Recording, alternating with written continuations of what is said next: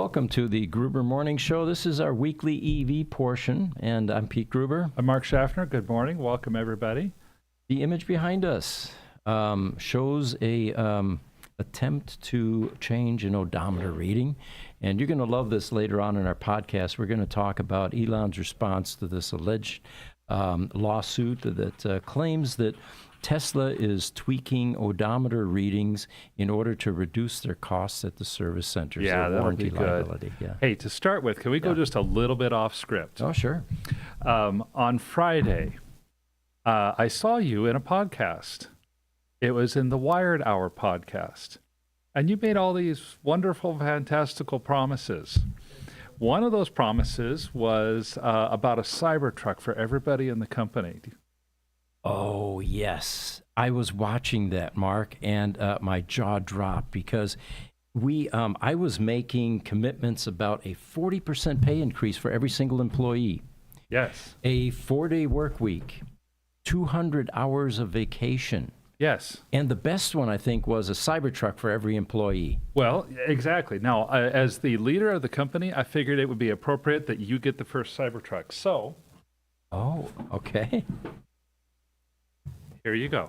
Oh, thank you. Look at this. Yeah, that's actually kind of really cool. It is, yes. It's a 1 and 24 scale, so not bad. You can almost sit in this. You can almost sit in almost, it. Yeah. Nice. Beautiful. Well, thank you. Figured that you would get the first one, although I realize it's the Chinese model of the Cybertruck. But oh, it's the Qinghadoi model. All right. But it looks like a Cybertruck. It does. Fascinating. Fun fact, Cass actually fits in that one. Oh, okay. I do. I can fit in that one. You know, the interesting thing about this video that we're talking about is, and it looks like we've got a technical problem here, but a little bit of a buzz. Okay.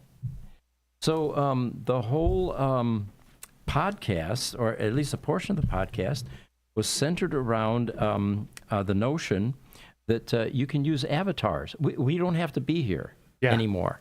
And to prove it, they actually took a recording of me, my voice, and a few of the mannerisms. Very brief, actually. It was like maybe 5 seconds or something like that. What was the software that we used for that, Jesse? I'm sorry, I'm working on that audio issue. Software for what? For the Avatar show on the Wired. For comm? Yeah. That was HeyGen. HeyGen, okay. Yeah, that's the one we also used to do your video in Hindi. Okay, all right. We should probably talk about both of those then. Yeah, Hindi was an attempt to get a different language into our podcast.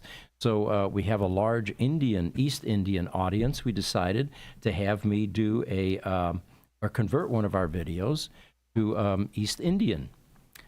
Hindi language? Yeah, I think it was Hindi. Yeah. Urdu is the other one, but we went with Hindi. Okay. And what was fascinating was usually when you see dubbed movies where a different language, you know, the lips are not quite in sync with the audio. So oftentimes the speech pattern is done and the lips are still. Yes. You know, yes. Right. This was actually following the lip movements precisely. So in this Wired podcast, and this is where technology is taking us now, it was me actually making all of these employee claims. And it was so believable that people now are really bummed by the fact that we don't think we can do this, right? Yeah, but I was impressed when I saw it. Just earlier this week, I had conversations with people about, man, isn't it going to be wild someday when somebody can talk and it's not them talking? Well, that just proved it's already here. People didn't even realize it. But I thought you would like the Cybertruck. Well, thank you, folks, for the Cybertruck. I really appreciate it. Yes. Looks like we've got a comment here. PYGKLB from YouTube. Good morning. I tried looking up the SAE standard on speedometers and odometers, but the $70 charge for the spec was more than I could afford on a whim. It's J1226_201108, electric speedometer spec on the road for anyone interested. We'll talk about that a bit more and see what Tesla and what Elon's response to that is. But in the meantime, we've got a headline here. And this one is, Volkswagen overtakes Tesla in European auto sales for the first time. And the rest of the article goes like this. VW has overtaken Tesla. top electric vehicle seller in the first quarter of 2025, with 65,679 battery EVs registered compared to Tesla's 53,237. Well, then you get into some of the legitimacy of these kinds of comments. And again, fake news kind of comes to light, or bias. Right? Yeah. In this case, it turns out we've got some comments here. This one says, Tesla has the top of the market in March. It only went down in February because of the retooling for the new Model Y. Getting news from Facebook is like asking your grandmother to program a video game. It's a terrible idea. Well, you know, it's a good comment. So I went and tried to verify, is this really true? It is actually true. Volkswagen EV sales 2024 to 2025 grew by 117% during in the first quarter. At the same time, Tesla's overall EV sales dropped by 37%. Mm-hmm. So yes, EV has VW has a half a dozen models of their own, plus they have several alternate car brands, Audi and Porsche and some others. So the VW group overall has probably 15 different car models, where Tesla has the Model S, the Y, the 3, and the X. And it's really just the Y and the 3 that sell very, very well in Europe. But the raw numbers are accurate numbers. Now, I think it's possible that both is true. VW overtook Tesla in Q1. Looks like it's a verifiable fact. Tesla retooled for the new Model Y. That's also a verifiable fact. It'll be much more interesting to see what happens in Q2, and was this just a blip on the radar for VW? Well, we'll have to watch then, yes. And I loved some of these other comments. This brought out, of course, a horde of Tesla haters. Oh, I'm sure. And, you know, the claims about this is a swastika car and all of that. And then finally somebody summarized it perfectly. They said, you well-educated individuals do realize who started Volkswagen, don't you?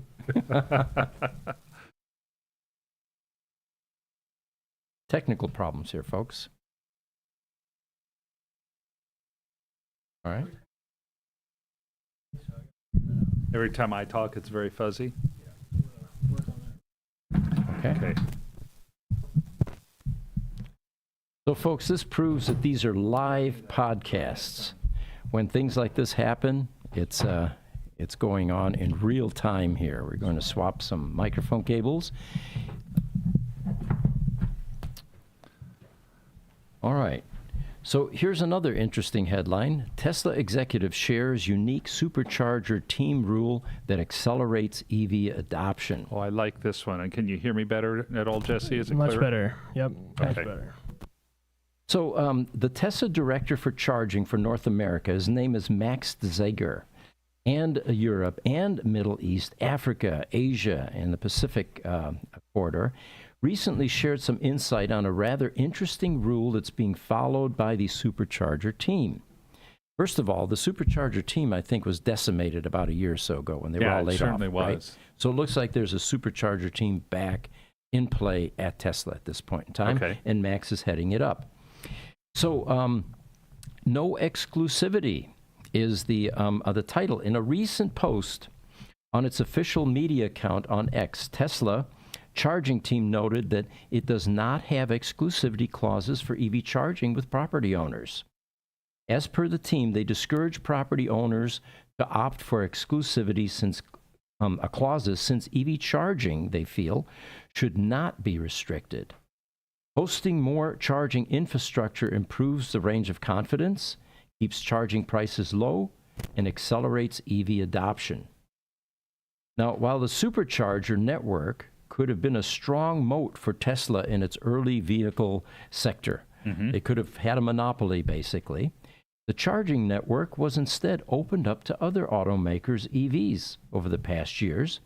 And in North America, Tesla's homegrown NACS charging system and plug became the standard, now being adopted by veterans like Ford, General Motors, and newer companies like Lucid and Rivian.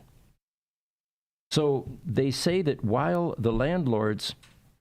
when the landlords offer us exclusivity, we actively reject it and explain our reasoning.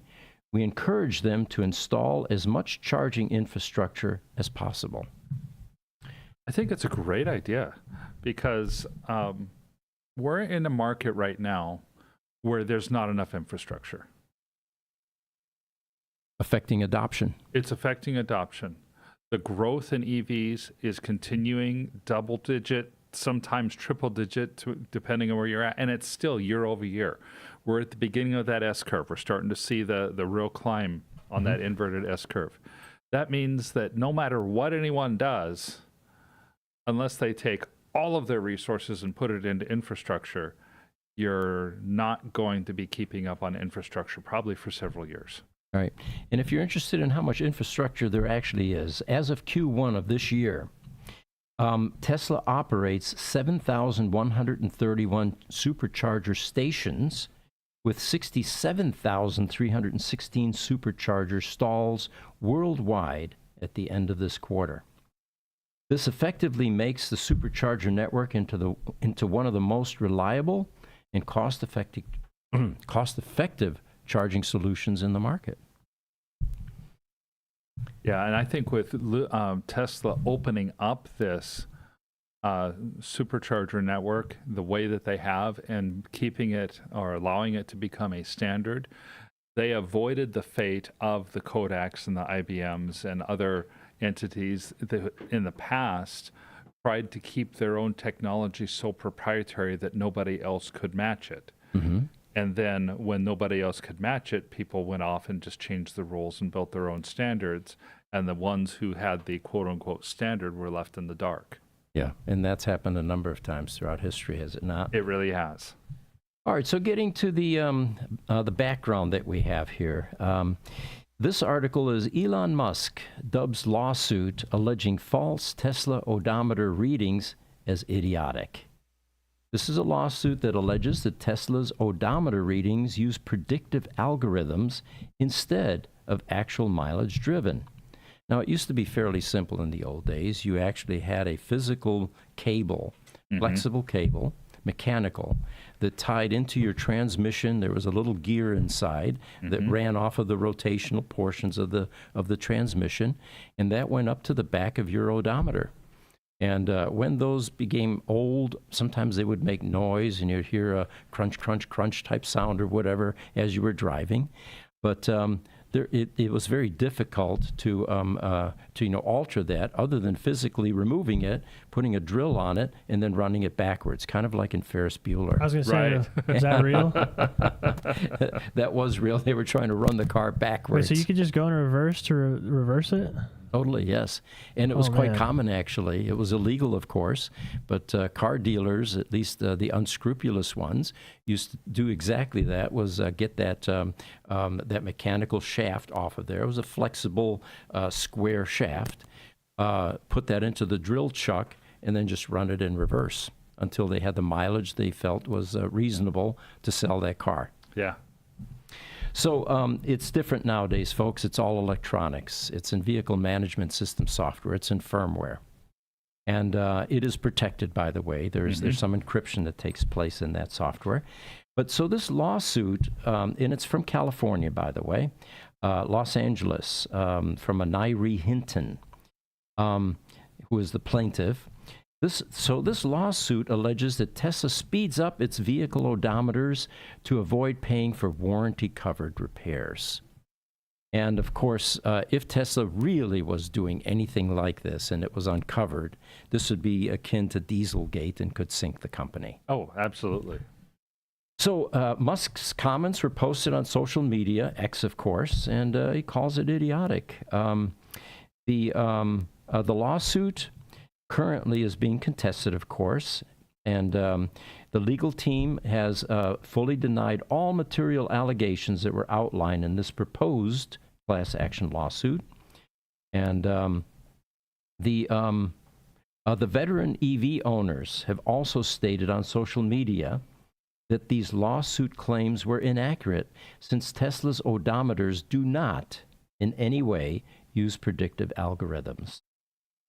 They also pointed out that repairs are not a major source of profit for Teslas because the company's vehicles tend to last a long time without requiring maintenance or spare parts. Well, and you're hitting right there on one of the main assumptions that this gentleman is making, which is Tesla wants to make money in repairs. Mm-hmm.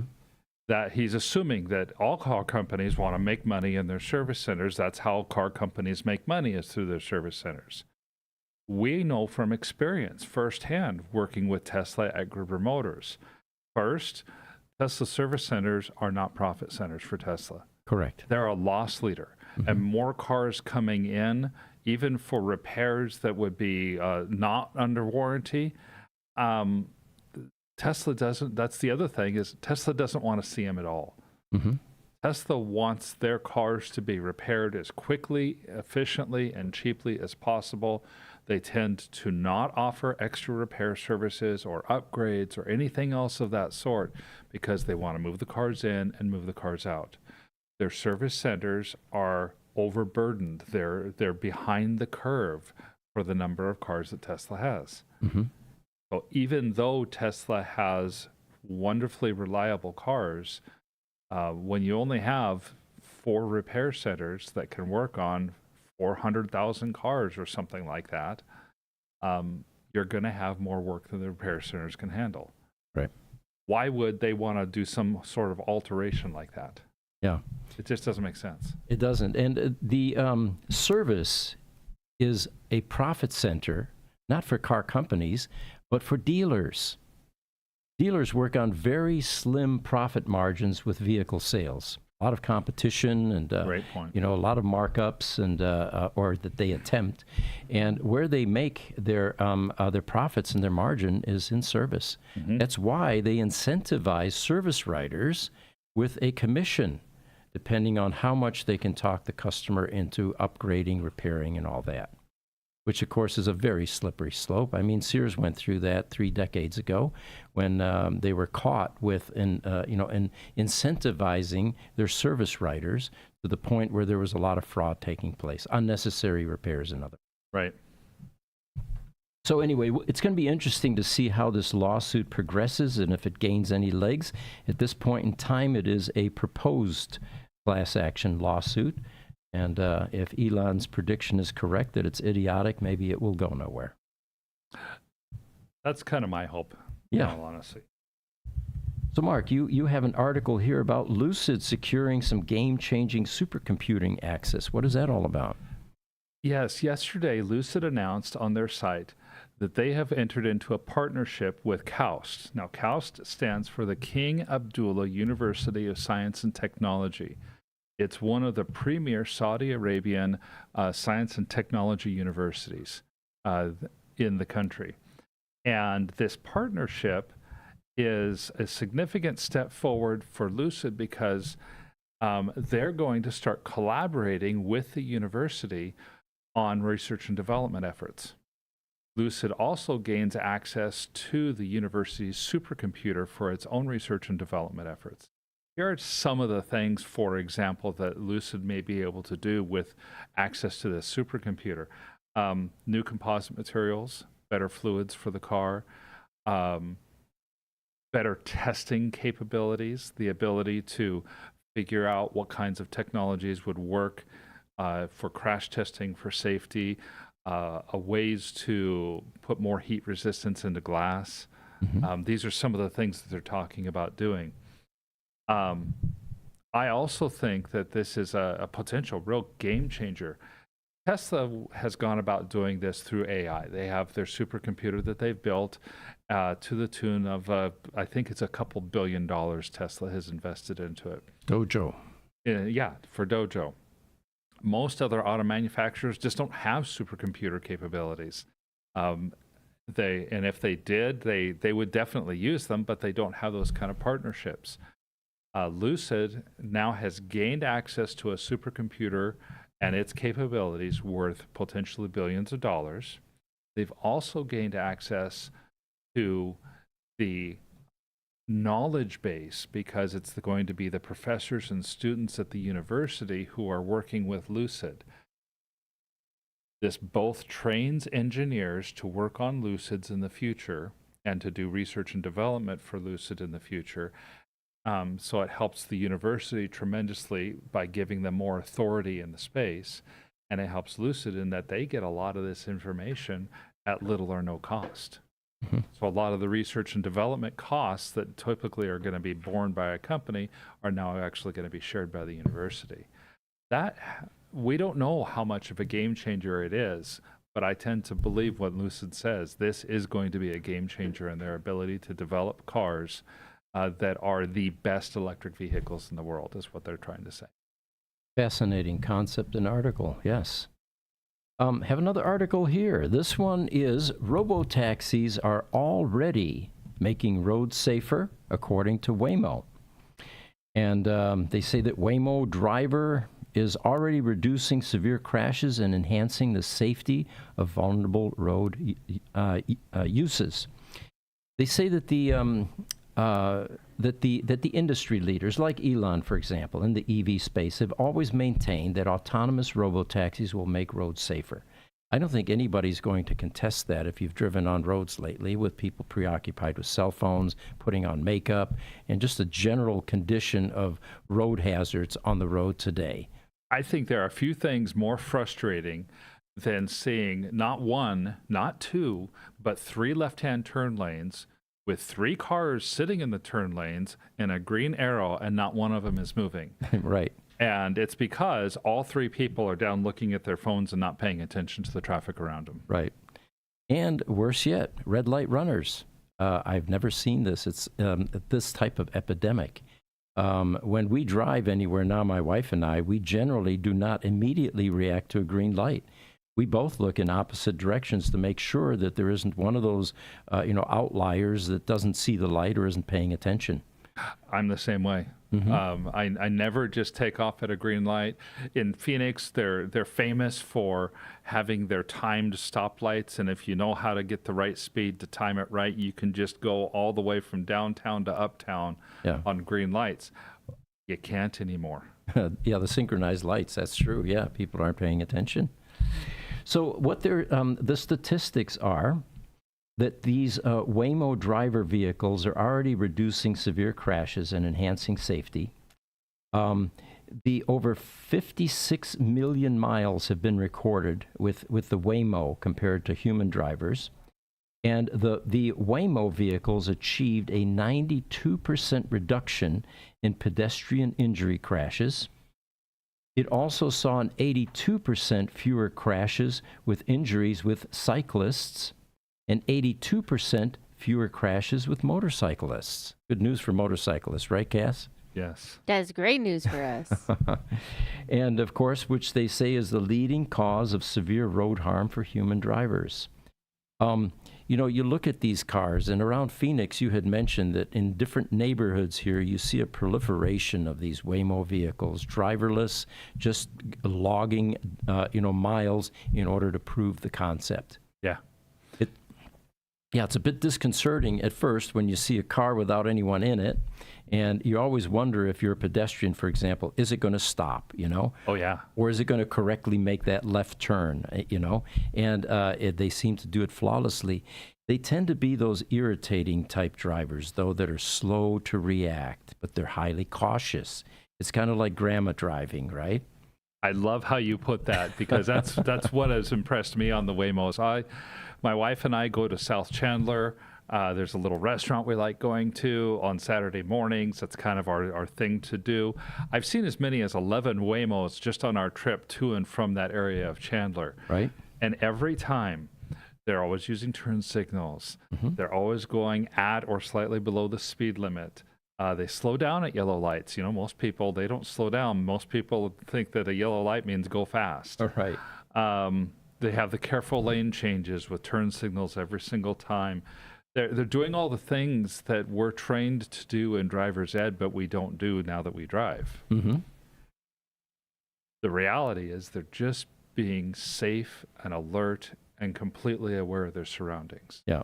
And yes, it is kind of annoying, but at the same time, you got to respect that. And you realize, okay, these guys are driving have been programmed to drive in the way that we're supposed to drive. Now, you could ask, is it possible that they're so overly cautious because they realize there's a lot of crazy people on the roads, and as that quantity of that number gets reduced, will we then see some more aggressive driving from the Waymo vehicles? I totally think we will. Yeah, that'd be cool, wouldn't it? You think about it.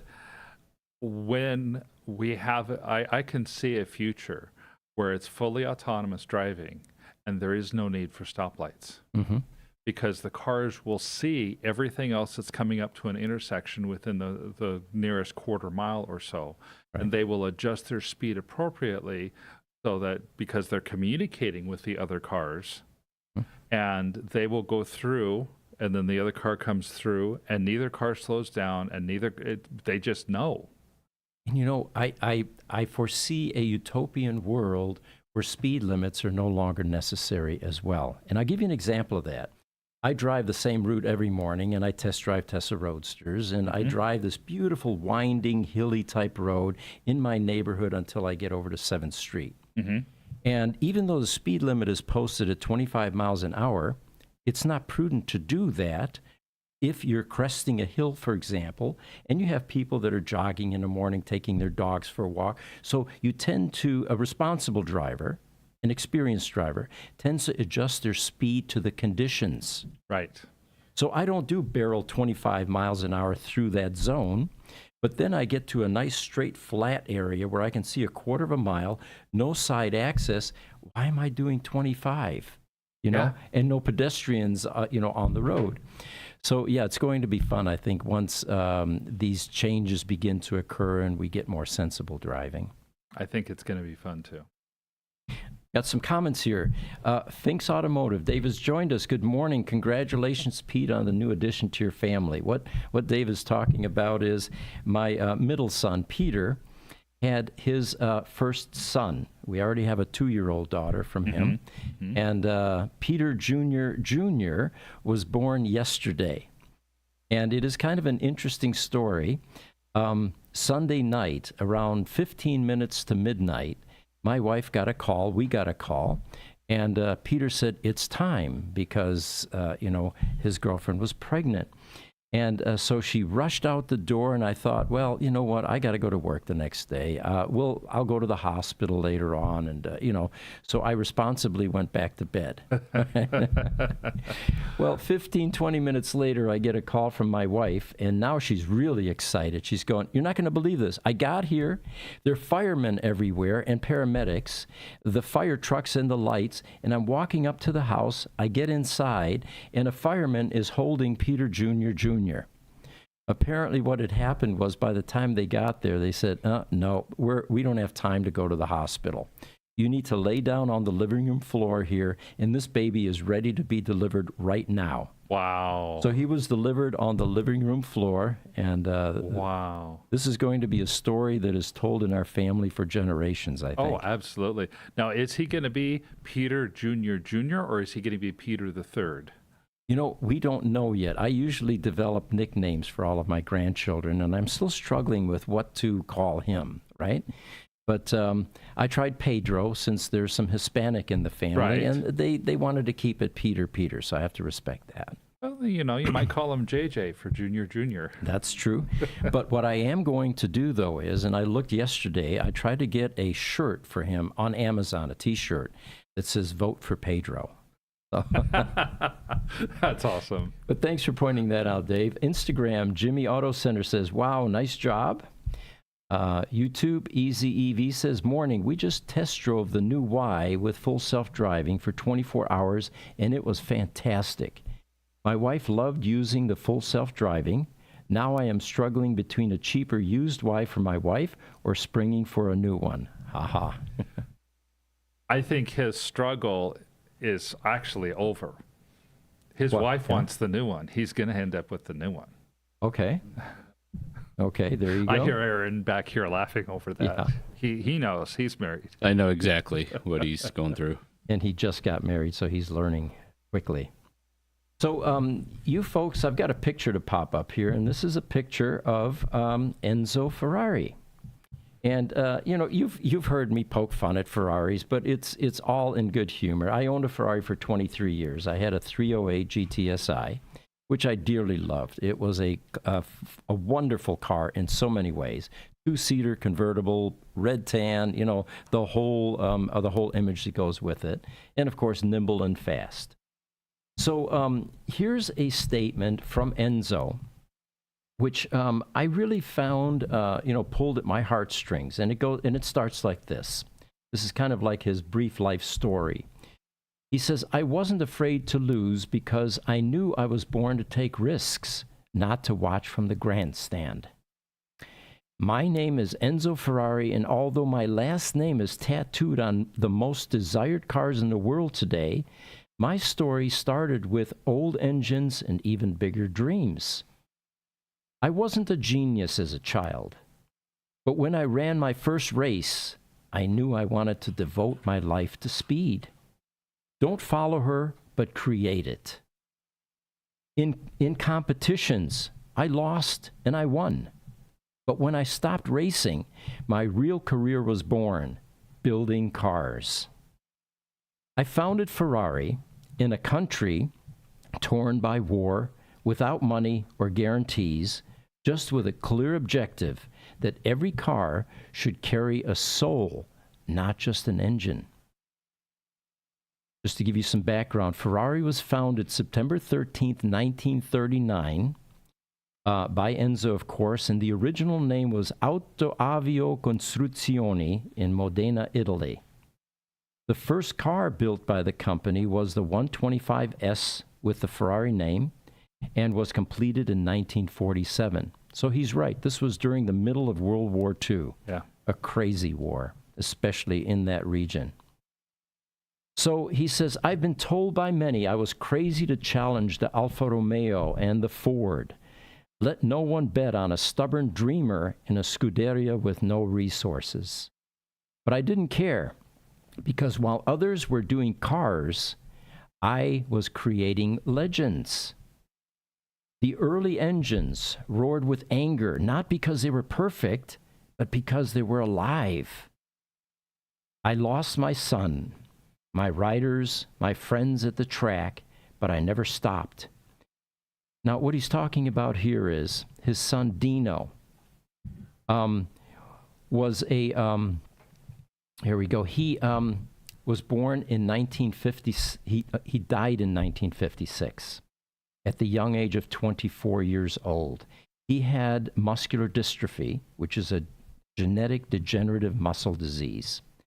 However, his son Dino was deeply involved in Ferrari's engineering efforts, despite his illness, and is credited with influencing the development of Ferrari's V6 engine.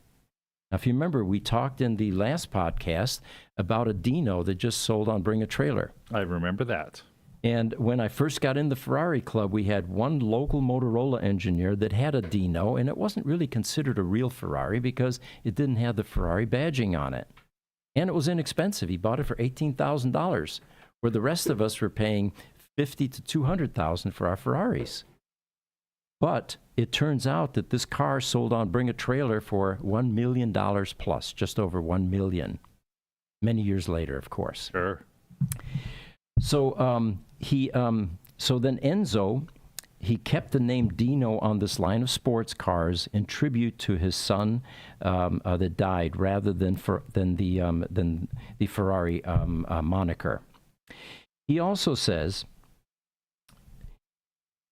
he never stopped because there's more to every car we build than just engineering. There is passion and eternity. Now, Ferrari wasn't born in a garage. He says she was born in the heart of a man who refused to brake when everyone screamed it was time to stop. If your passion runs faster than your fears, then you're already in the pole position in your life. Now, Enzo was born in 1898. He died in 1988. So he was 90 years old when he died. And I remember the cars, the Ferraris at the time in 88 began to increase in value and then eventually settled again shortly after his death. But since this is a car channel, I thought you might want to hear some inspiring words from a legend in the automotive world. You know, we were talking about Ferrari putting together their first EV last week, and Yes. It'll be interesting if they continue the tradition. And that's what prompted this. If I would love to see if Enzo was still around, how he would create this new version of Ferrari. How are they going to put passion into an EV? That's going to be interesting. And of course, the sound that we always talk about. That's part of the experience with a Ferrari. Yeah, absolutely. Looks like we've got some comments. First on on Instagram, Jimmy Auto Center says, "Wow, very nice," with applause for your grandson. And then PYGKLB on YouTube says, "Your nickname for the new baby should be Speed." Now that's not a bad idea. We'll have to consider that. Thank you. Why don't you read Cass's comment? Oh, Cass in response to the comment above, or Speedy Gonzalez. I just couldn't wait to be in the world. That's right. Super fast, Speedy Gonzalez. Yep, good point. And then YouTube EZEV says, haha, you nailed it. He likes your comment, Cass. All right, another comment here that has been circulating in the media. And this article reads like this. Earlier today, there was a media report erroneously claiming that the Tesla board had contacted recruitment firms to initiate a CEO search at the company. And those of you that get curated EV stuff, this was all over Facebook a few days ago. Yeah, I remember that. There's Tesla's beginning to consider relieving Elon of his duties. Well, this is an official statement from Robin Denholm, who is the chairman of the board of directors at Tesla Motors, and she says this is absolutely false, and this was communicated to the media before the report was even published. The fake report, anyway. Yeah. The CEO of Tesla is Elon Musk, and the board is highly confident in his ability to continue executing on the exciting plan ahead, the growth plan ahead. So thank you, Robin, for putting some clarity into this fake news. In sports, when the owner or general manager of a club has a ringing endorsement of his coach, about half the time it's a prelude to the coach getting fired. Yeah, that's true. That might be part of what gave this some credibility. All right, final article I have for you here is, and it's the headline here is, let me see if I can bring that up for you. I think I have it. Yeah, I have at least one. There we go. All right. So Tesla Sweden gets sweet revenge against the unions in Sweden with the Model Y by creating domination. And it's no secret that Tesla is competing in Sweden with one hand tied behind its back, with the IF Metall Union and its allies pulling every trick in the book to tank Tesla operations in that country. One could almost expect that the EV maker is going to push as hard as it can just to stay afloat. But it seems like Tesla is not just staying afloat, they're actually dominating. And here's a graph I'm going to pop up for you that shows, oh, darn it, I just double-clicked, and let me bring that back. Bear with me here a second. Right. We were talking about a year ago about this union and wondering what the result would be, because it seemed like the union had a stranglehold on life in Sweden, and it just, the entire culture was different. But this graph kind of tells that story, doesn't it? It does. Look at the orange graph on top. That is the Tesla Model Y in Sweden with 44,000 cars registered. Then the next is Volkswagen, the blue. The ID4 with 29,000. Tesla Model 3, also a Tesla, at 21,000. That's the green. And then Volvo is a 23,000. That's the yellow graph. So it looks like Tesla, with this kind of performance, is actually outperforming all the other EVs there. And what's interesting, they say, is that the Model Y remains Sweden's top electric vehicle despite a slowdown in sales during the first quarter due to the changeover to the Model Y, to the new Model Y, I should say. Now, the other thing that makes this impressive is They are, of course, facing a number of blockades, not just from IF Metall, but sympathy strikes from a number of other Swedish unions. They tend to stick with each other, and they are actively attempting to disrupt, if not stop, Tesla's operations, with some unions even flat out refusing to activate the company's superchargers. So the Swedish unions, however, seem to be learning that Tesla is a tough nut to crack. And it seems to be getting around these types of dirty tricks by even flying people in to install the superchargers in the country. It's definitely an interesting case study. This is going to be a case study over the years that people use to look at the influence of unions versus corporations and what corporations that have a singular mindset might be able to do to get around using the union. It should be choice. It should be, and it should be up to the employees as well. Mm-hmm. And in this case, it seems to be blackmail, and Tesla is having none of it. Pete, what was that thing we talked about last year? You remember that? Where wasn't it last year? Did you already mention that? It was the With the license GM. plates?